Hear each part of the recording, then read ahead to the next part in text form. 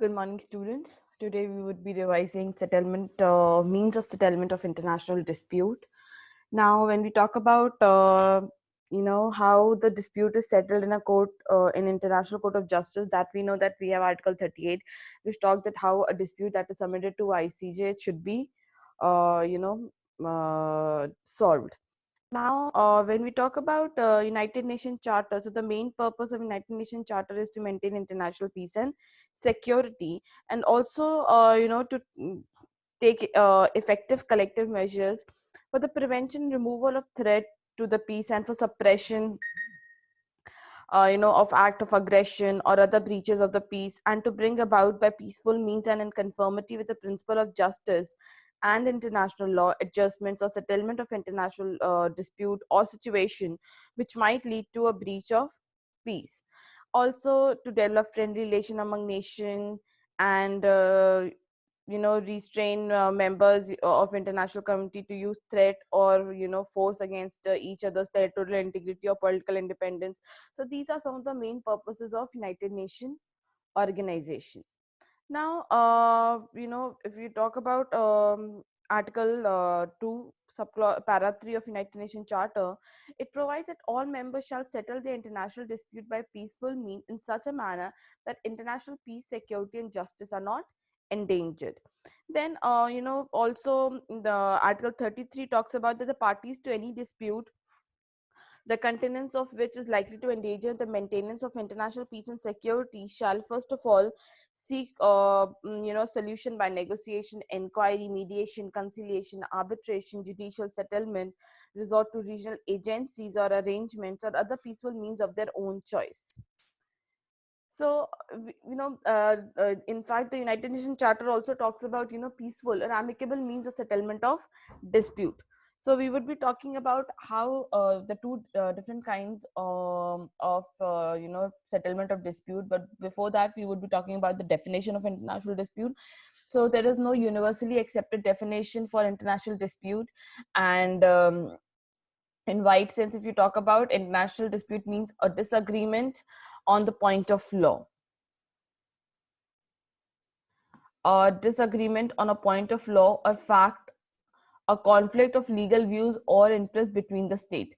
So this disagreement that we're talking about between the parties may arise on legal or political grounds.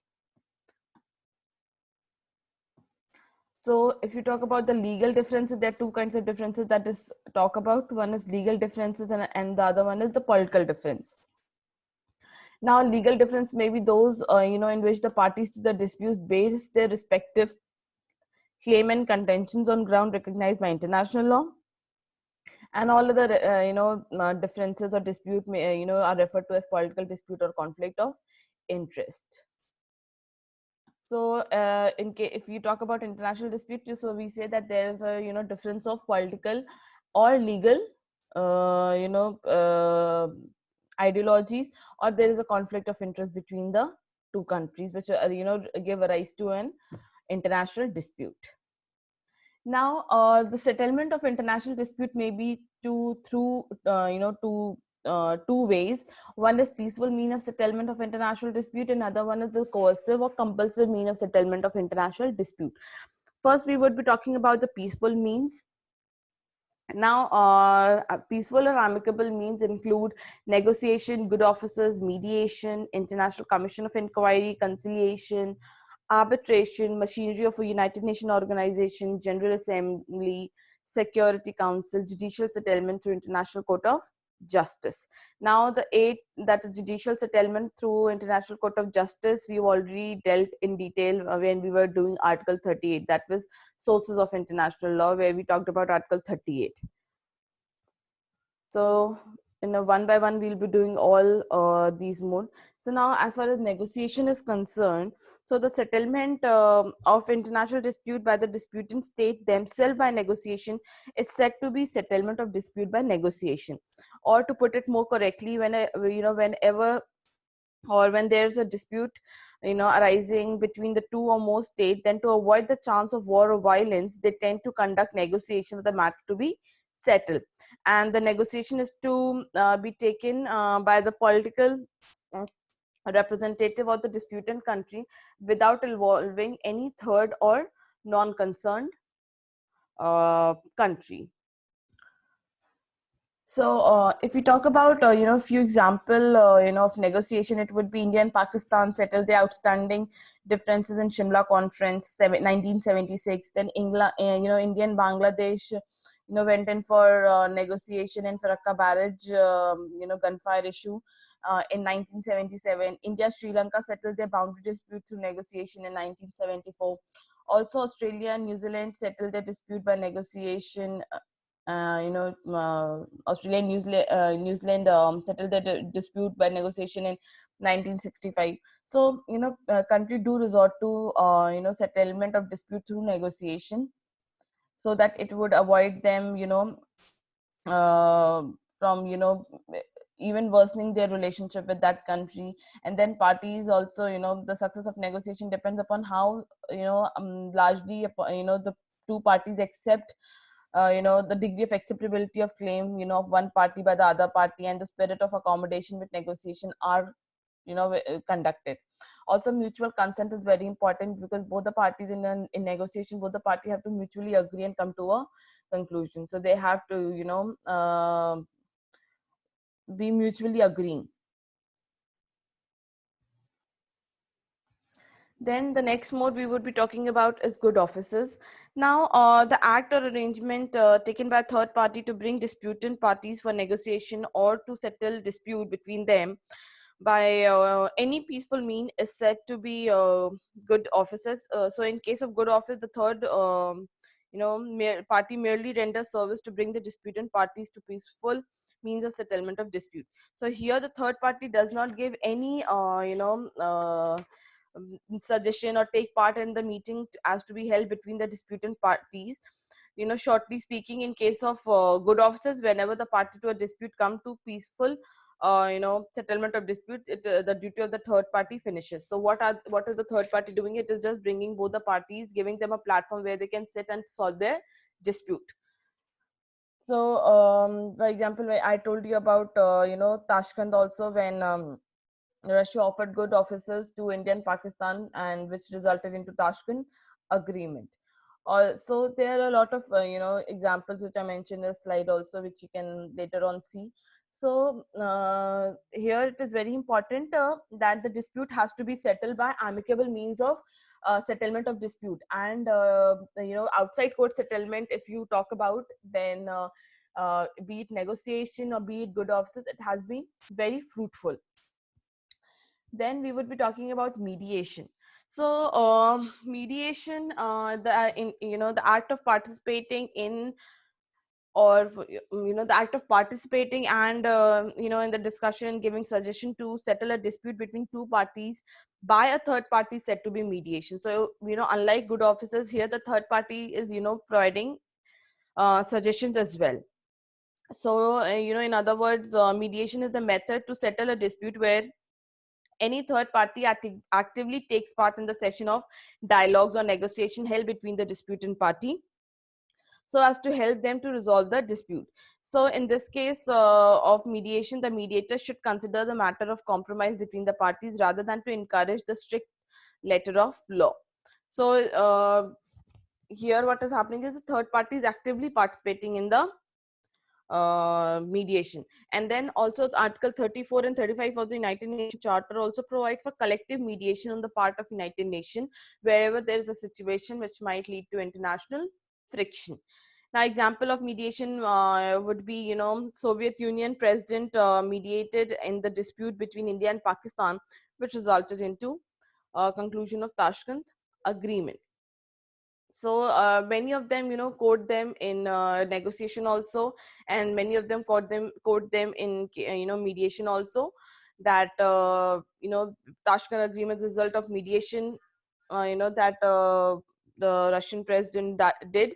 But many of them say, and I personally feel, that it is negotiation, because it is good officers, because they have provided a platform where they can sit together and discuss their problem. And what was the role of Soviet Union was to provide them platform. Secondly, after providing platform, they just initiated the discussion. Then it was India and Pakistan who came to the conclusion. So to say that it would be mediation would not be totally correct, and to say it is purely good officers would also not be correct. So today the concept that we talk about is hybrid system. So we can say that it is both good officers and mediation. Then International Commission of Inquiry. Now, on the process to ascertain the fact of dispute by a commission of imperial investigator is said to be inquiry. So this means, this kind of mean is intended to find out the question of law and mixed question of law, and also facts involved in a dispute. So the only function of this, inquiry commission is to bring in light those facts which are the root cause for the alleged dispute, and to investigate the question of law and mixed question of law and fact. So, the first convention of Hague Conference of 1899 suggested establishment of International Commission of Inquiry for the settlement of international dispute. And the conference, also provided that such commission might be constituted by special agreement between the parties. So, this International Commission of Inquiry, the main objective is to investigate the relevant matters and to establish fact which may hold ultimate solution of the problem.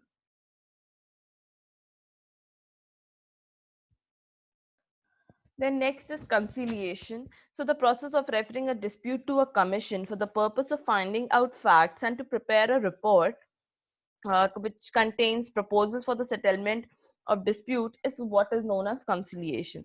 So in case of conciliation, the commission is to take two tasks. The first one is that it shall ascertain the fact of the dispute, and secondly, it shall prepare a report which shall reveal that the possible measure to settle the dispute are the following.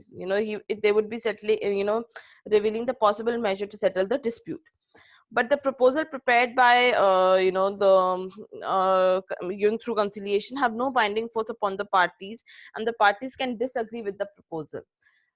So the proposal given by through this process would not be binding on the parties unless and until they mutually accept it. And if we talk in the terms of, Hudson, he has said that conciliation is a process of formulating proposal of settlement after an investigation of facts and an effort to reconcile opposing contentions. The parties to the dispute being left free to accept or reject the proposal formulated. So, yeah, so this is what I was talking about. The proposal that is made, inferred or drawn after conciliation, the party may or may not accept it. Then next is arbitration. Now, the process of referring the dispute by mutual consent of the parties to a body of person or to a tribunal for a legal discussion is what is known as arbitration. So the essential ingredient of arbitration is the consent of disputant parties to the dispute. Unless and until party consent to refer the matter to arbitration, it could not be. So in other words, the referring of a dispute to a court of arbitration is dependent on the sweet will of the parties. So international law recognizes a court for arbitration which is known as permanent court of arbitration, but in fact it is neither permanent nor a court. So arbitration is the most important method of settlement of international dispute by amicable means. And you can see this its importance, which is given by Lawrence. He has rightly said that arbitration, the value of arbitration resides in its judicial or quasi-judicial character. It signifies a reference of a dispute to an individual or small group of individuals to whom the parties state their respective cases and whose decision they are in honor bound to obey, and in fact have always obeyed, the only instance to the contrary being due to the fact that the arbitrator exceeded his power. So, so the party are actually, willing to agree to whatever the arbitral tribunal is saying. So mutually they have consented to refer it to arbitration. Whatever decision is given by the arbitrator, they do adhere to it.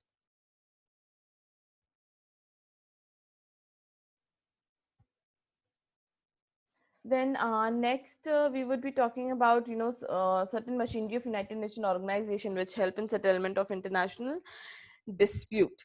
So if we talk about this, then Article 2, Paragraph 3 of United Nations General Assembly and Security Council, and under Article 2, Para 3, United Nations General Assembly and Security Council have been empowered to discharge certain function in this regard.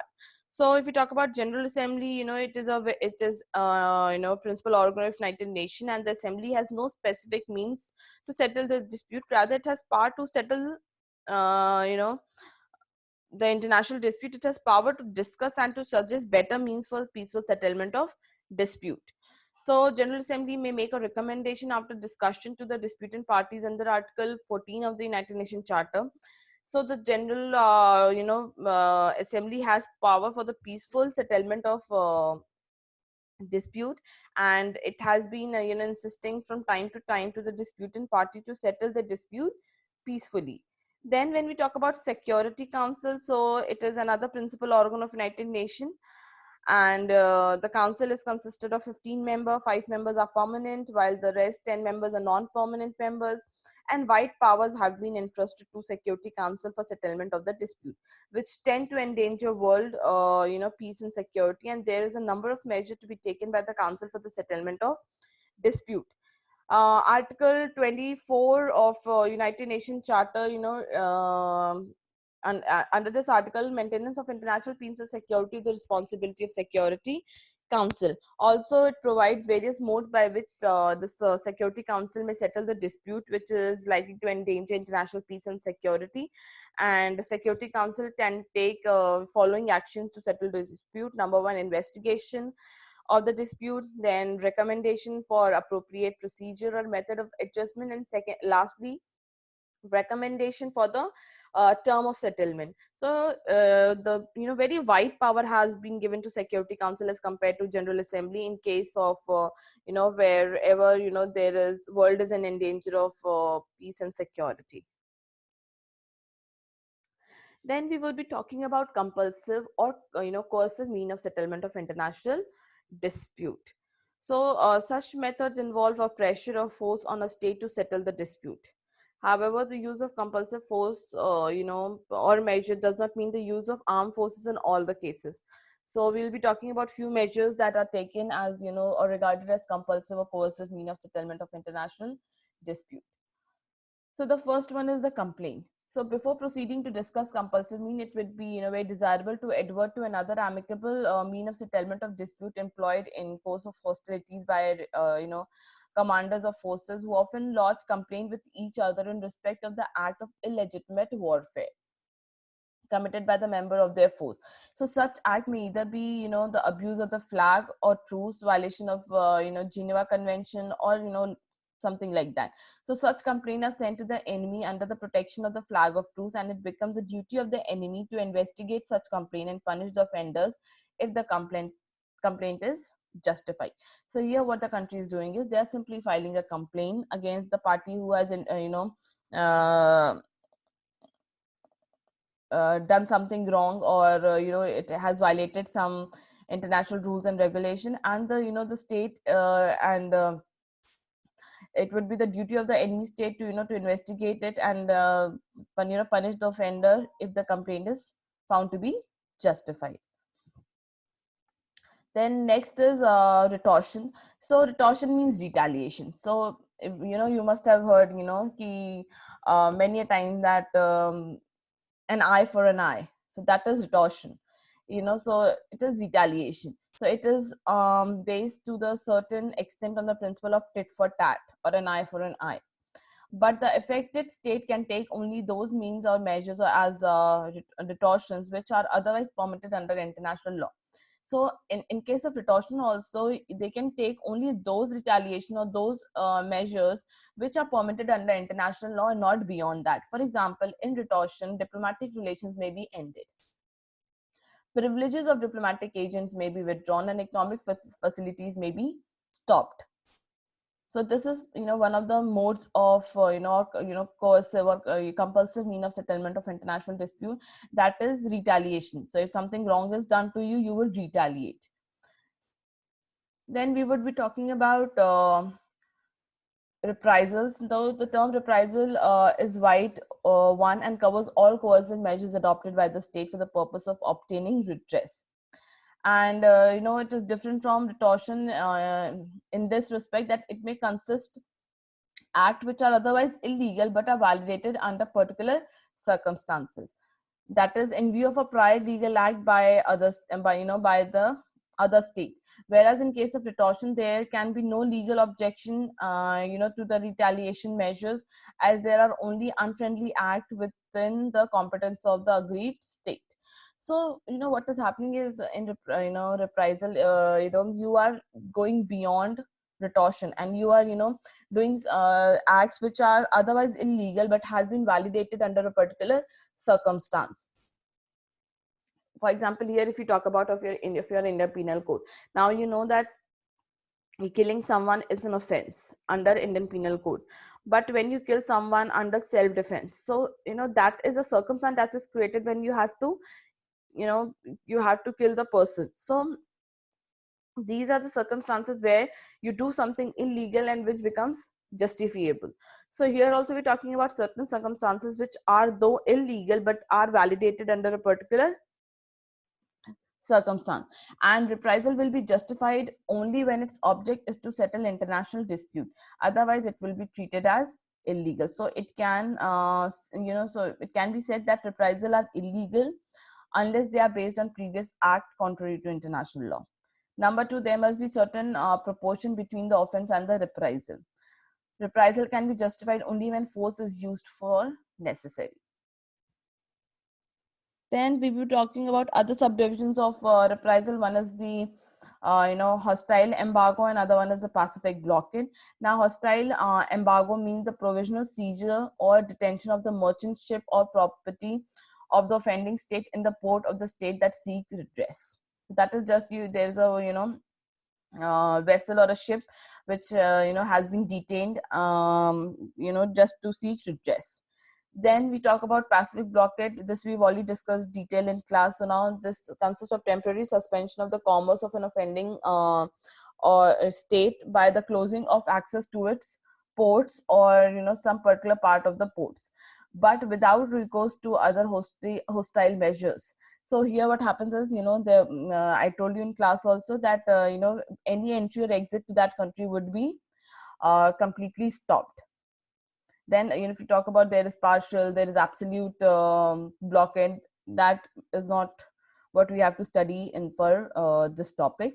But that in case of passive blockade, entry and exit to that country is stopped. Many a time what happens is the ship is placed outside the territory of the state, and no one can enter that country and no one can move out of the country. So this is a kind of punishment inflicted on that country.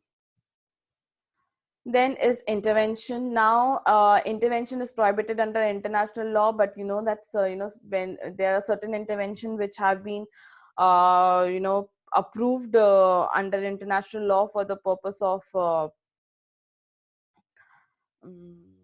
maintenance of international peace and security. So we talk about if we talk about Professor Oppenheim, it is the dictatorial interference by a state in the affairs of another state for the purpose of maintaining or altering the actual condition of a state. So we talk about three kinds of intervention. One is internal intervention, external intervention, and punitive intervention. All the three kinds of intervention we have already done when we were doing state intervention, if you remember. And if I'll just repeat it again for you. So if you talk about internal intervention is that the state that the other state are interfering in the internal affairs of that country. Then when we talk about external affair, it means that they are the other countries are intervening in the external intervention is the intervention by one state in the relation, generally of the hostile relation of the other state. So for example, I told you about the entry of Italy in the Second World War, siding with Germany against Great Britain, provided an example for external intervention. So then punitive is just something that is done to inflict or inflict punishment on the other state. So it is frequently carried out by stronger nation towards weaker nation. And I told you one of the modes of punitive intervention is the pacific blockade. So intervention we've already done detail. You can go to that slide and study. Then is the war. So when a dispute between a state is not settled between, even by coercive means of settlement of dispute, they may resort to war. So war is the ultimate aim, or ultimate not main aim, but ultimate mean of settling international dispute. By resorting to war, a state seek to impose their will on each other. So war we would be talking about in detail maybe in the next slide. So, but before that, I would just like to tell you that we'll be talking about law of war, which refers to the component of international law that regulates the condition of for war and the conduct of war. So, all of it we'll be studying maybe in the next slide. But this is all about the means of settlement of dispute, amicable means of settlement of dispute, as well as coercive mean of settlement of dispute. So first we will resort to amicable means, then coercive mean, and then even if we could not solve the dispute, then only we will go in for war. So briefly speaking, international law intends to overcome the chance of war and violence and believed to solve the dispute on the merits of political, diplomatic, and judicial basis. So to avoid the chance of breaking out of war, it provides certain measures and means, among which above, the above, or the whatever we've talked about earlier, like amicable means of settlement of dispute and coercive mean of settlement of dispute. So international law recognizes both, that is amicable mean of settlement of dispute. It also recognizes coercive or compulsive mean of settlement of dispute in extraordinary cases where the international peace and security has been endangered. So this was all about settlement of international dispute through amicable and coercive means of settlement. In case student, if you have any query with respect to this topic, please feel free to contact me either through WhatsApp group or just dropping an email to me, or you may also call me. Thank you so much.